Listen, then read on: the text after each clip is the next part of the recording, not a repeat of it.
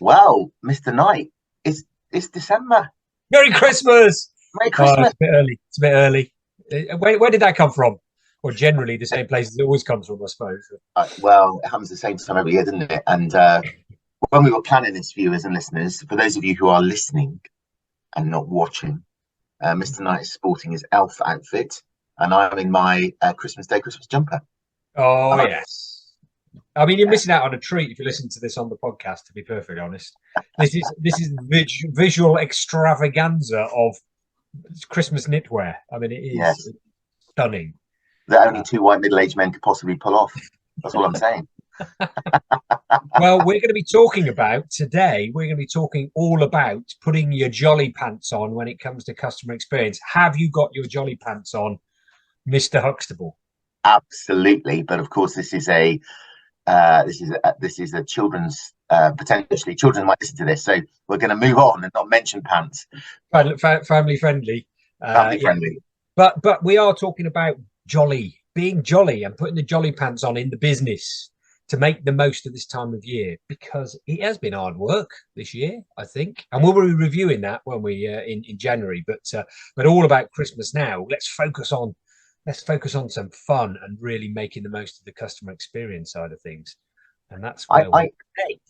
I don't know about you, Mr. Knight, but when I were a lad and I was working in shops and I was working for various different large retailers, this was just the best time of the year. You could have fun, Yeah, you could sell lots of stuff, you had fun with your team. It was everyone was happy, and it doesn't this kind of what we're going to talk to you about today isn't just about whether you run a retail emporium or not. This is about how you look after your clients at Christmas. So you yeah, can be a firm, you can be an architect firm, you can be an accountant, you can be a local farm shop, you can be whoever you want to be. Um, you could be selling cider. Imagine that. And you've got or the opportunity to put your jolly pants on and have a great yeah. time.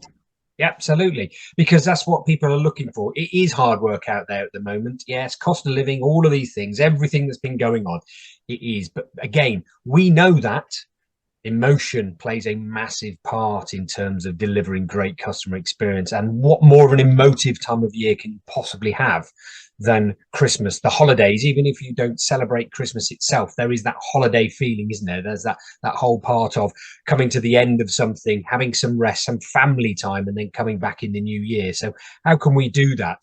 And what we're going to do today is actually focus on one of the blogs from Insight 6, which is out now on our website. And we're just going to provide a little bit of insight into the 6 top tips. Well, actually, we might look at 4, I think. So just to leave you hanging there a little bit so you can go in and have a look at the last 2 yourselves. But we're going to be able to look at those 4 across our little chat here today, or a warble around Christmas, particularly down here in West Country. Look, isn't it? It'd be Yeah, great. that's great. Well, should So we get on with them? Are you let's gonna get talk on about with it. engaging the team? The first thing you mentioned something about Grinches, didn't you? What's I your little point that you'd like to make there in terms of that? don't let your margin be the Grinch, right? So what we mean by that is that, of course, we all of us who are in business, we have to make a profit. But sometimes we're so focused on that we forget the people that help us make that profit. So, we are so focused on operational margins that we forget the opportunity to maybe invest a little bit of that to help our customers feel great. And do you know what? They'll spend more with you. They'll grow your margin. Yeah. So really up to you. Don't let the margin be your Grinch this Christmas. Well, there we go. Wiser words that were never said. It sounds like some sort of Christmas fable type thing. But anyway, moving on, because it's a really interesting point you make around, your people, investing in them perhaps, and moving forward. Because number one, in terms of our focus for Christmas and really getting the jolly pants on, is around engaging and empowering your team. One of the critical things, and we speak about it all the time. It's not just CX, customer experience. It is EX. It is employee experience. How great is that experience? Ryan's just mentioned it there. When you was a lad back in 1873, on the dusty streets of old London town. No, probably extra, right? But he loves doing it. And that's the key thing, because if we enjoy it, if we are motivated within it, guess what? We are going to deliver a better performance, a higher performance level. And that can be that somebody does have a silly hat on during the last couple of weeks of Christmas. There is that Christmas music on. There is that feeling that we're celebrating something, whatever it might be. So that does raise the performance levels of people, because it is a stressful time as well.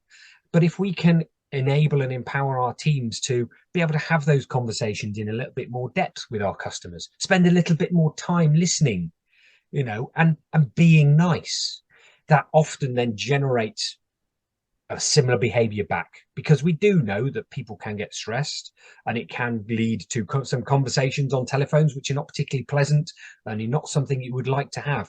But if we listen, give our people a little bit more time, and empower them to act, your staff to act. What are they? They're clever people.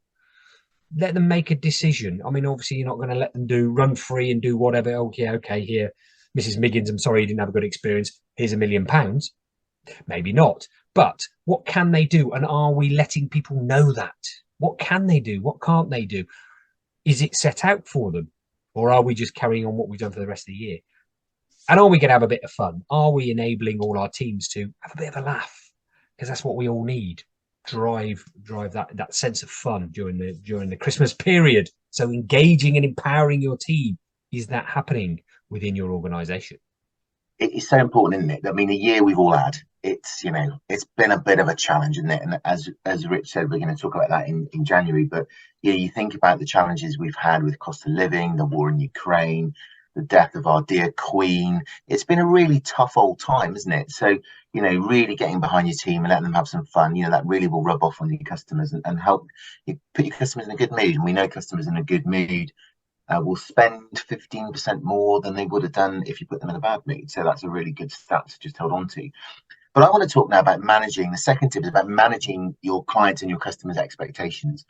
We saw it during COVID that brands were pretty poor at telling customers how they could get in contact with them, how they were operating, how easy or how difficult it was to have those conversations. And it always amazes me, Richard, at this time of year, how some businesses forget to do the basics around, what are your opening times? Have you got extended opening times where people are going to be able to shop with you longer? Are you advertising those?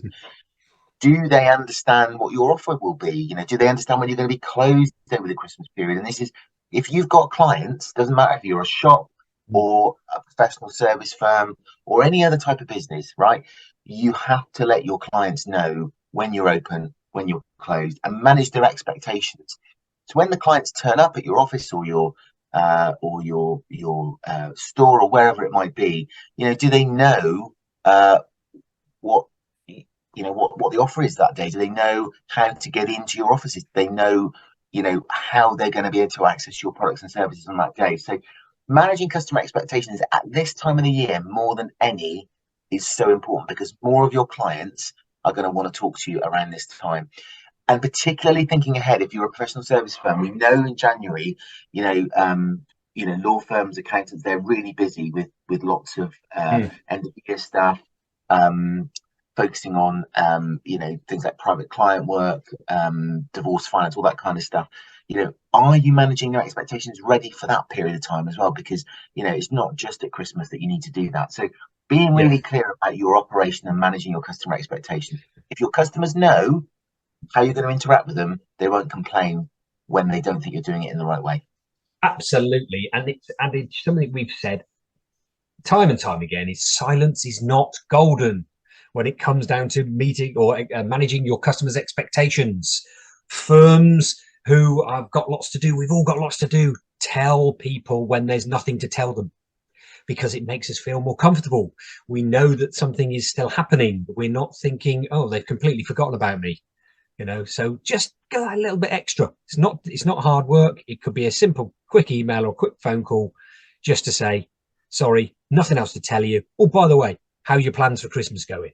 We're having a nice little chat. And that brings us on to number 3, creating which is creating those wow moments, jazz hands and the wow moment. If you're listening to this on the podcast, then apologies again. That was a visually beautiful moment, or yeah, something like that. No, wow moment. Not just an ordinary moment, but a wow moment. Now, Christmas would seem like the best time to do this, wouldn't it? You know, and there is no excuse for not providing some of those wow moments. And they do not need to be expensive, extravagant, and they take a lot of your time and effort to do. Oh, no, no. Think on. They can be simple little things, such as thank you. Thank you for coming into our shop. Thank you for using us during this period. Thank you for again selecting us to deliver your legal matter. Thank you is a beautiful word and it is not used enough. And actually, people suddenly go, oh, wow, that was quite amazing. They've said thank you to me. That's brilliant. So simple thing like that. The notes, the little cards, the thank yous for those customers that have been with you throughout the whole of this year. Thank you. Here's a little note. Yes, Christmas cards, but what is it saying specifically? Are you bespoking that? Those big generated, you know, card things that go out to everybody saying Merry Christmas, you know, typo and everybody's name's printed. I get it. If you've got lots and lots of clients, of course you're not going to be able to do everything, but there's maybe certain clients that you can reach out to just to give that little bit of a wow moment.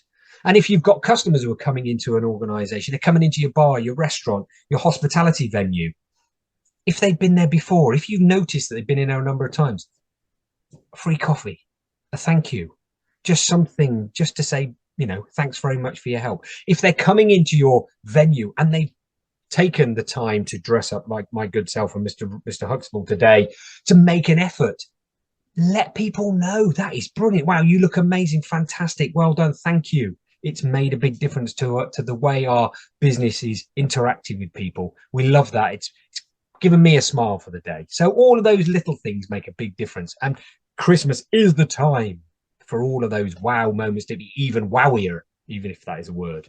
So create those wow moments. What are you doing to make your customers feel special? Wow, yeah, I love that. I love Wow, it. yeah. Wow, yeah. Just on that, It's an old West Country terminology, lot. warrior. If, Yeah, wow, yeah, yeah. you're going down that. I just had this glass of cider. That was wowier than the first one. There you go. You see, case in So point. I'm going to use that this season. So the final thing that we're going to talk about today on today's podcast is number 4 out of 6. So if you want to understand what the other two are, we're going to give you a little teaser. But there's going to be a link, or there is a link at the bottom where you can click on it and pull the blog up. But you know, many of us old stagers have been around a while now, but you know, not just some of us who are, you know, knocking on a bit now, but drawing on past experiences of Christmases past, and that for some people is quite difficult because, you know, we haven't really had normal Christmases now for 2 or 3 years due to the challenges we've had, and we won't go through all of those, but we all know what those were. Think back to what a normal Christmas pre-pandemic might have looked like. Think back to the things that you would have done to maximize your client or your customer experience. You know, Richard mentioned the wow moments there, but you know, drawing on those past experiences and taking your team back to, you know, do you remember what we did back in 2019? Do you remember what that really worked in 2017? Let's really think about that and really think differently about how we're going to try and create more of a normal Christmas this year than ever. You know, every time you turn the TV on, there are various different doom and gloom mongers talking about strikes and talking about all the other challenges that we're going to have this Christmas, no turkeys and all that awful stuff. But you know what? That will be playing on customers' minds. They will be worried about what they are going to receive from your business based on some of the external factors that we've probably come quite accustomed to dealing with now. So, you know, drawing those past experiences, war game how you're going to set your business up over December. Think about the possibilities of what might happen, and you know, really think through what that client journey is going to look like. Now, for those of you who want to know what the next two look like, if you go to the blog, we talk about in the blog optimizing self-service for higher satisfaction. Now that's an interesting one if you are an online business, because when you are closed, you may still be offering a self-service option to your customers and clients. Don't tell them too much. Don't tell them too much, Pike. I'm not going to tell them. I'm not going to tell them. Teaser. Sorry, gentlemen. And then the final one is about committing to service excellence. So have a look at our blog, because there's some really great stuff on there for you to really set your December up in a great way. Yeah. Fantastic. And if you're watching this on LinkedIn or YouTube, you can see that there's the link below. We're going to put it into chat on the various podcast sites and on LinkedIn as well. Or you can do a bit of self-exploration and wander off to insight6.com and look for the CX Hub, where all of our blogs are available for you to read, review, and wonder at some marvelous CX insight and knowledge to make your Christmas even fantasticer or wowier than it has ever been. So please do go and have a look and see what you reckon in terms of those sort of things. We'd love to hear from you as well. Now, just before we close and wish everyone a Merry Christmas, I thought it would be a good idea for us to also do a bit of, I think the BBC used to call it public information messages. And the one I want to share with you today, and Mr. Knight will think frantically because we haven't rehearsed this, I've just thought about it. I was going to say, just nothing like, putting this in. What is your favourite drink for Christmas? And as you'd expect, I'm going to talk about soda. Now, I was lucky enough to be speaking to one of the very senior directors at a very famous cider maker in Somerset. Begins with T, ends with S. I think you can all work out which one it is. And has it got Ackers in the middle of it? It has, yeah. And they have produced something called their Winter Spice cider. Nice. All I'm going to say is try it. Nice. So what's your tip? What's your tip, Mr. Knight? What are you going to warble about? You can't beat a mulled wine, really, at Crimbo, because it just, gets the old going, especially if it's got cider in it. A mulled cider? Yeah. Mulled cider. So yeah, absolutely. And to be perfectly honest, any drink in your hand and you're surrounded by some good friends and family, and it all is good. You can hear the bells are jingling. In fact, if you listen now, there's probably some Christmas music will have just about started now. Yes, there they are. There's the bells, the sleigh bells are ringing, and the Christmas music is coming in. And we're going to go away and probably drink eggnog as well. We'll see how it goes. Don't forget to like, comment, and share our marvelous warblings over the Christmas period, and also actually going back to, I can't remember when we did it now, a couple of years ago we did some cider tasting over Christmas, and that was chaotic. So if you want to just go and have a look at that one as well, that's still on the site, so go and have a listen or a watch of that particular one as well. But anything else for our viewers and listeners, Mr. Ross? No, I just think, look, guys, thanks for listening over 2022. We value all of the likes and comments that you've made. We're going to continue into 23, so you'll hear from us in January. And we're going to think about in 23 how we can really help your EX and CX turbocharge your business in 23, which we know. Again, we're probably in for a tough start to the year, so making sure your client experience and your customer experience is in the right place will really help you win against your competition. So a very Merry Christmas and an unbelievably Happy New Year to you all, and we look forward to seeing you in 23. I've been Rich Knight. And I've been Ryan Huxtable.